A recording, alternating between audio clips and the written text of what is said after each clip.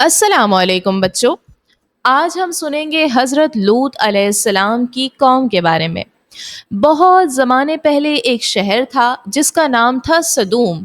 इस शहर के लोग बहुत ताकतवर और मालदार थे, लेकिन एक बहुत बड़ी बुराई में फंस गए थे। वो एक ऐसी गंदी आदत इख्तियार कर बैठे थे जो आज तक किसी कौम ने नहीं की थी। वो मर्दों के साथ मर्दों को पसंद करने लगे थे और औरतों को छोड़ दिया था। ये अल्लाह की नाफरमानी और फितरत के खिलाफ काम था। अल्लाह ताला ने उनकी हिदायत के लिए हज़रत लूत अलैहिस्सलाम को नबी बनाकर भेजा। हज़रत लूत अलैहिस्सलाम ने नरमी से समझाया, ए मेरी कौम, तुम ऐसी गंदी हरकतें क्यों करते हो जो दुनिया में किसी ने नहीं की। अल्लाह से डरो, अपनी बीवियों के पास जाओ, यही तुम्हारे लिए पाकीज़ा है। लेकिन वो लोग मजाक उड़ाते, लूत, हमें तुम्हारी बातें पसंद नहीं, ये लोग ईमान वाले तो बिल्कुल पाक बनते हैं, इनको अपनी बस्ती से निकाल दो।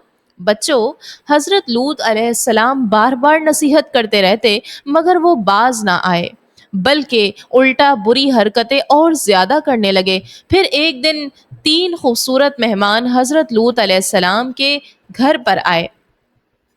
वो दरअसल फरिश्ते थे, लेकिन आम इंसानों की शक्ल में आए थे। जब शहर के बुरे लोग इन मेहमानों के बारे में जान गए तो वो दौड़ते हुए लूत अलैहिस्सलाम के घर पहुंच गए और जोर जोर से दरवाज़ा खटखटाने लगे, हमें ये मेहमान दो, हमें ये मेहमान दो। हज़रत लूत अलैहिस्सलाम बहुत परेशान हो गए। इसके बाद वो जानते थे कि ये लोग गंदी नीयत से आए हैं। उन्होंने कहा, मेरी बेटियां यानी शहर की औरतें तुम्हारे लिए हलाल हैं, ये काम ना करो। मगर वो लोग फिर भी जिद करते रहे।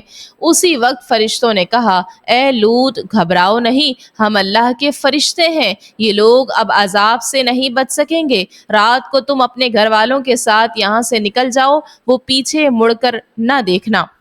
फिर क्या हुआ बच्चों? आधी रात को हजरत लूत अलैहिस्सलाम अपने घर वालों के साथ शहर से निकल गए, लेकिन उनकी बीवी पीछे रह गई क्योंकि वो भी नाफरमानों के साथ थी। सुबह के वक्त अचानक जमीन हिलने लगी, एक जोरदार चीख आई, पूरा शहर उलट दिया गया, आसमान से पत्थरों की बारिश होने लगी। वो लोग जो जिद्दी और गंदे काम करते थे, सब के सब खत्म हो गए। तो बच्चों, ये कहानी हमें बताती है कि अल्लाह की नाफरमानी और गुनाह इंसान को हलाक कर देते हैं। हमें हमेशा अल्लाह की बात माननी चाहिए और बुरे कामों से बचना चाहिए। पाकीज़गी और नेकी ही असल कामयाबी है।